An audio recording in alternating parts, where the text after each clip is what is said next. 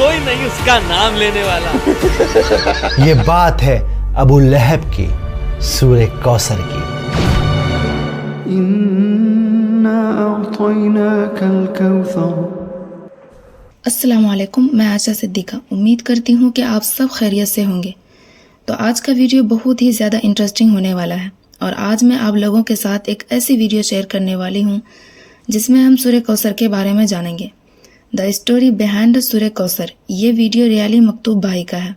Original video کا link description میں ہے، اور اس ویڈیو میں انہوں نے سورہ کوثر کے بارے میں کیا بتایا ہے، اور یہ سورہ کوثر کیوں نازل کی گئی تھی، اور اس کا کیا ترجمہ ہے، یہ ساری باتیں ہم جانیں گے اس ویڈیو میں۔ تو چلیے ویڈیو کو اسٹارٹ کرتے ہیں۔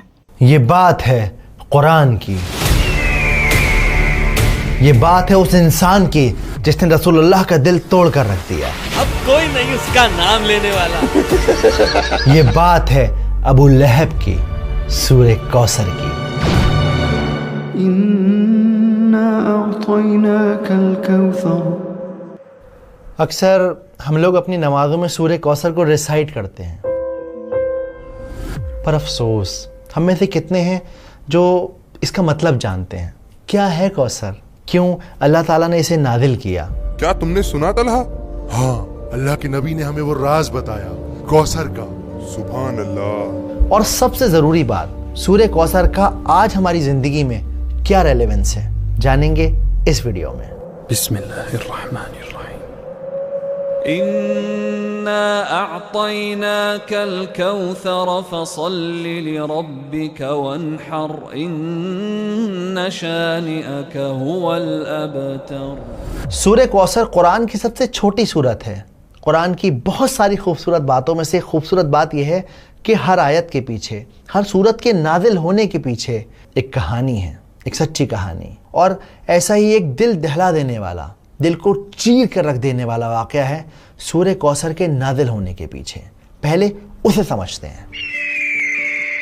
مکہ کی وہ دوپہر خاموش تھی، لوگ اپنے اپنے گھروں میں آرام کر رہے تھے، مگر اللہ کے نبی خاموش بیٹھے تھے۔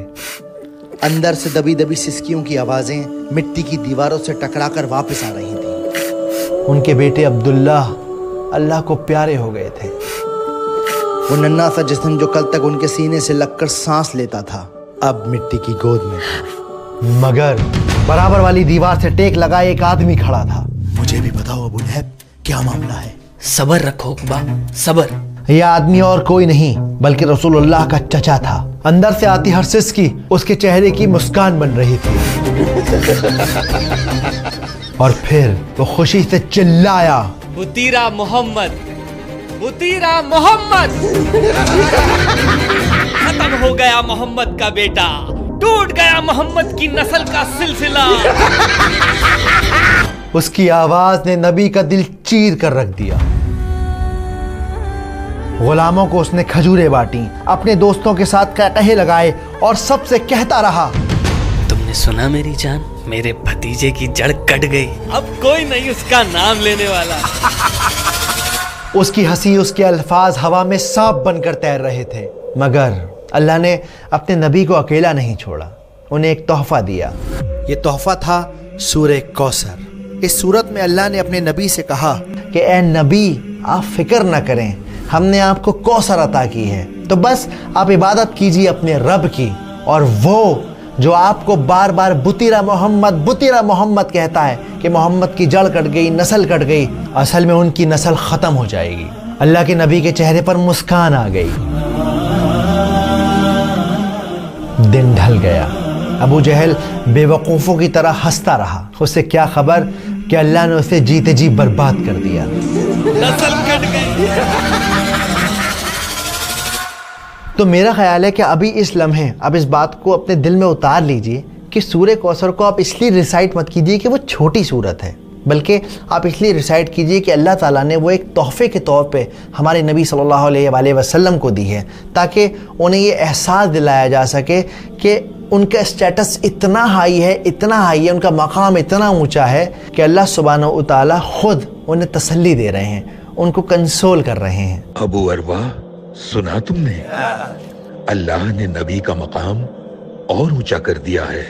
تو پہلی آیت ہے انا آتینا کل کوثر، تو جب قرآن میں انا کا لفظ آتا ہے تو اس کا مطلب ہوتا ہے کہ کسی بات پہ زور دیا جا رہا ہے. تو اس پہلی آیت کا مطلب ہے کہ بے شک ہم نے آپ کو کوثر گفٹ کی ہے، عطا کی ہے. اب کوثر کیا ہے؟ ایک حدیث میں آتا ہے کہ کبھی نہ ختم ہونے والا موتی کے کناروں کے درمیان جنت میں بہنے والا جھرنا ہے کوثر.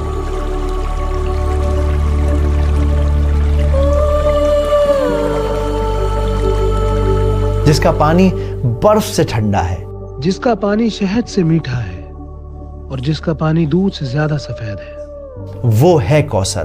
اب یہاں پر آتینا کا جو لفظ ہے اس کا مطلب ہوتا ہے تحفہ دینا، گفٹ دینا. اگر آپ آج کے ماڈرن دور میں سائیکولوجیکلی دیکھیں تو دنیا میں انسان کسی بھی انسان کو 7 وجہوں سے گفٹ دیتا ہے. صرف 7 ریزن ہے جس کی وجہ سے ہم ایک دوسرے کو تحفے دیتے ہیں. جیسے کسی سے کام نکلوانا ہو، کسی کی شادی ہو، کوئی فیسٹیول ہو، یا پھر کسی کے ساتھ تعلقات مینٹین کرنے ہو، یا کسی نے کوئی اچھا کام کیا ہو تو شاباشی دینے کے لیے آپ تحفہ دیتے ہیں. لیکن اللہ سبحانہ و تعالیٰ یہاں پر آپ صلی اللہ علیہ وآلہ وسلم کو جو تحفہ دے رہے ہیں وہ تحفہ اس وجہ سے دے رہے ہیں کہ وہ انہیں امپورٹنس فیل کرانا چاہتے ہیں کہ ساری کائنات میں آپ بہت زیادہ امپورٹنٹ ہیں، اتنے امپورٹنٹ ہیں کہ اللہ رب العزہ آپ کو خود کنسول کر رہے ہیں، آپ کا مقام اونچا کر رہے ہیں. کوثر جنت کا جھرنا تو ہے، اس کے علاوہ اور کیا تحفے دیے ہیں اللہ نے؟ اللہ سبحانہ و تعالیٰ نے ہمارے نبی کو قرآن دیا ہے جو ہمیشہ رہنے والا ہے اور آج بھی ہمارے ساتھ اور ہمیشہ رہے گا. اس کے علاوہ اور کیا تحفے دیے ہیں اللہ نے؟ اور سب سے بڑا تحفہ یہ ہے اللہ نے اپنے نبی کا نام تا قیامت زندہ رکھا ہے، اپنے نام کے ساتھ جوڑ دیا ہے نبی کا نام. واقعی سبحان اللہ. اس کے علاوہ انہیں بیٹیاں دی ہیں. بار بار ابو لہب کہہ رہا تھا کہ بطیرہ محمد، بطیرہ محمد، کوئی لڑکا نہیں ہے ان کا، کیا نام چلے گا ان کا؟ لیکن آپ دیکھیں آج بھی ہم اپنی بچیوں کے نام آپ صلی اللہ علیہ وسلم کی بیٹیوں کے نام پر رکھتے ہیں، آج بھی انہیں یاد کرتے ہیں. رقیہ، فاطمہ. اس کے علاوہ اللہ سبحانہ و تعالیٰ نے آپ صلی اللہ علیہ وسلم کو صحابیوں کو تحفہ دیا جو ان کے ساتھ کھڑے تھے، جنہوں نے اپنے جسموں پہ چوٹ کھائیں صرف اس لیے کیونکہ اسلام حق کی راہ تھی، کیونکہ نبی کا پیغام تھا. تو انا آتینا کل کوثر. اگلی آیت فصلی لربک وانحر. تو اب جب ہم نے آپ کو تحفہ دے دیا ہے تو آپ کو کیا کرنا چاہیے؟ آپ کو چاہیے کہ اپنے رب کی عبادت کریں اور قربانی کریں. دیکھو جنرلی دنیا میں 2 طرح کی عبادتیں ہوتی ہیں، ایک ہوتی ہے پرائیویٹ عبادت، ایک ہوتی ہے پبلک عبادت. پرائیویٹ عبادت کیا ہے؟ نماز پڑھنا، تہجد پڑھنا. پبلک عبادت کیا ہے؟ قربانی کرنا، اس کا گوشت لوگوں میں بانٹنا، لوگوں کی مدد کرنا. تو اللہ سبحانہ و تعالیٰ اس آیت کے اندر ان دونوں عبادتوں کا ذکر کر رہے ہیں. اب یہاں پر یہ جو ونحر کا لفظ ہے اس کا مطلب ہوتا ہے قربانی دینا. اسی لیے عید الاضحیٰ کے دن کو یعنی کہ بقرعید کے دن کو یوم النحر بھی کہا جاتا ہے، یعنی قربانی کا دن. تو فصلی لربک وانحر، عبادت کیجئے اور قربانی کیجئے. اور تیسری آیت ہے انا شانیک هو الابتر. اسکالر کہتے ہیں کہ جو شانیہ کا جو لفظ ہے، شانیہ اس کا مطلب ہوتا ہے دشمنی، لیکن ایسی دشمنی کہ انسان اس کے اندر اپنی عقل کھو دے، اس کا دماغ کام کرنا بند کر جائے. اب آپ نوٹ کریے اللہ کے رسول کے گھر میں ایک انتقال ہو گیا ہے، لیکن یہ ابو لہب یہ مذاق اڑا رہا ہے، مٹھائیاں بانٹ رہا ہے. اس کی عقل نے کام کرنا بالکل بند کر دیا. ایک انسان کی جو بیسک ہیومینٹی ہوتی ہے وہ اس کی عقل کام نہیں کر رہی. اس کی آج کے دور میں مثال ہے جو اسرائیل کر رہا ہے، چھوٹے چھوٹے بچوں کو مارنا، بوڑھوں کو مارنا، لوگ کھانا لینے آ رہے ہیں انہیں ختم کر دینا. تو یہ شانیہ کا والی نفرت ہے، ایسی نفرت ہے جس میں انسان کا دماغ کام نہیں کرتا، وہ اپنے غرور، اپنے جنون، اپنے ایگو میں رہتا ہے. تو اللہ تعالیٰ کیا کہتے ہیں؟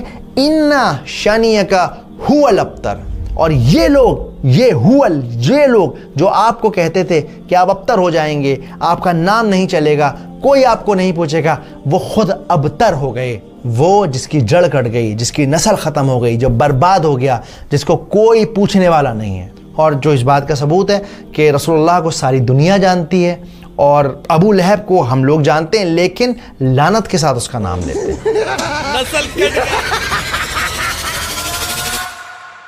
لیکن آج اس صورت کا ہماری زندگی میں کیا ریلیونس ہے؟ کیسے ہم اس صورت کو اپنی زندگی میں اتار سکتے ہیں؟ دیکھیے آج بھی اکثر ایسا ہوتا ہے کہ ہم پریشان ہوتے ہیں نا تو لوگ تانا مارتے ہیں، 4 لوگوں میں بیٹھ کر مذاق بناتے ہیں.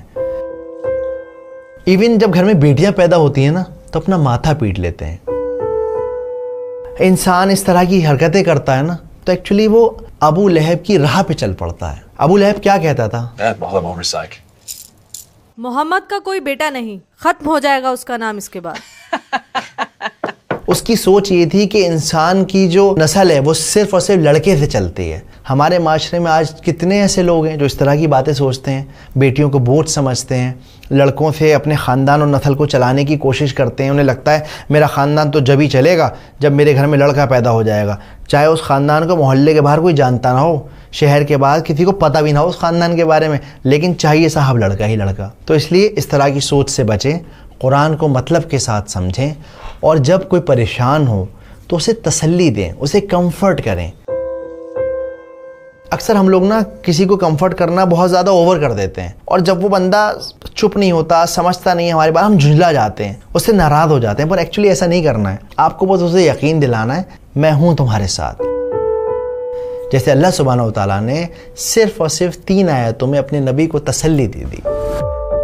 اب آپ کے اور میرے لیے کوثر کیا ہے؟ آپ کے اور میرے لیے کوثر ہے ہماری صحت, ہماری اولاد, ہمارا گھر, فری وقت, ہر وہ چیز جو آپ کو ملی ہوئی ہے وہ ایکچولی کوثر ہے. ورنہ ذرا باہر نکل کے دیکھیے, لوگوں کی صبح اسپتالوں کی لائن میں ہو رہی ہے, لوگوں کی شامیں قبرستان میں فاتحہ پڑھتے ہوئے گزر رہی ہیں. تو اگر آپ کی زندگی میں کوئی چھوٹی موٹی پریشانی ہے, اداس نہ ہوں, اپنی نعمتوں کو کاؤنٹ کریں, دیکھیں کہ آپ کو اللہ نے کیا کیا دیا ہے, اور اس طرح سے سورہ کوثر کو اپنے اندر اتاریں. اگلی بار جب آپ نماز پڑھیں سورہ کوثر کو ریسائٹ کریں تو یاد رکھیں کہ یہ بہت ہی امپورٹنٹ سورت ہے. امید کرتا ہوں بات سمجھ آئی ہوگی, ویڈیو پسند آئی ہوگی. إنا أعطيناك الكوثر. امید کرتی ہوں کہ آج کی ویڈیو بہت ہی زیادہ انٹرسٹنگ لگی ہوگی آپ سب کو. بہت کچھ جاننے کو ملا, بہت کچھ سیکھنے کو ملا اس ویڈیو میں, کیونکہ یہ جو سورہ کوثر ہے یہ سورت نماز میں ہم لوگ ضرور پڑھتے ہیں, لیکن اس سے پہلے ہمیں یہ نہیں پتہ تھا کہ اس سورت کا نازل ہونے کا کیا مقصد تھا.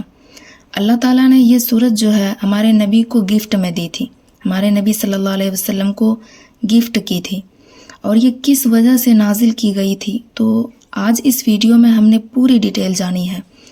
اور اس طرح کی ویڈیوز ہمیں دیکھنا چاہیے, ان ویڈیوز میں ہمیں بہت اچھی نالج ملتی ہے. اور اس ویڈیو میں ہم نے سورہ کوثر کی نازل ہونے کی مقصد جانی.